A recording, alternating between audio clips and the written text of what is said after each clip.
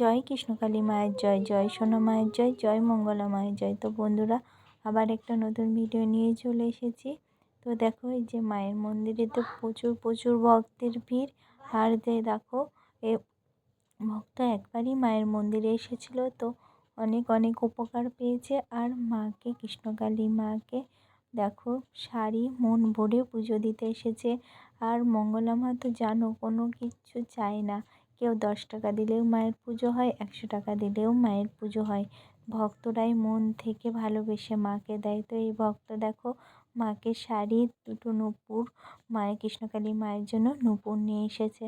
তো সত্যি আমরা যদি যখন অনেক উপকার পাই, তখন মনে হয় যেন মাকে অনেক অনেক কিছু আমাদের সাধ্যের মধ্যে দেব, কিন্তু হয়তো পেরে উঠি না। কিন্তু আমাদের মন থেকে মনে হয় যেন মাকে দিতে পারলে অনেক মনে শান্তি।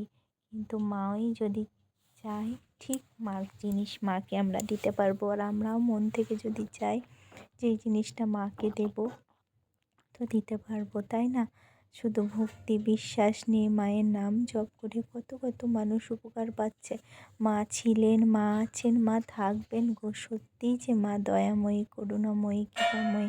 মা ঠিক সব কিছু দেখতে পায়, মা সবটা দেখে কার কোনটা কী প্রয়োজন। মা ঠিক তাদের সময় মতো সবাইকে দেয় গো। এত এত ভক্তের মুখে হাসি ফুটিয়েছে কৃষ্ণকালী মা। তাই তো ভক্তরাও মাকে দুহাত ভরে দিয়ে যায় তাদের মনের ইচ্ছে পূরণ হলে। আর দেখো লাখো লাখো ভক্ত দাঁড়িয়ে থাকে শুধু মায়ের জয় কৃষ্ণকালী মায়ের নাম জপে।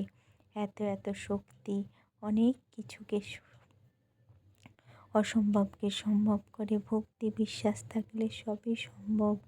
তাই তো একবার সবাই মন প্রাণ থেকে বলো, জয় কৃষ্ণকালী মায়ের জয়, জয় সোনা মায়ের জয়, জয় মঙ্গলা মায়ের জয়। মা গো, তুমি ছিলে, আছো, তুমি থাকবে।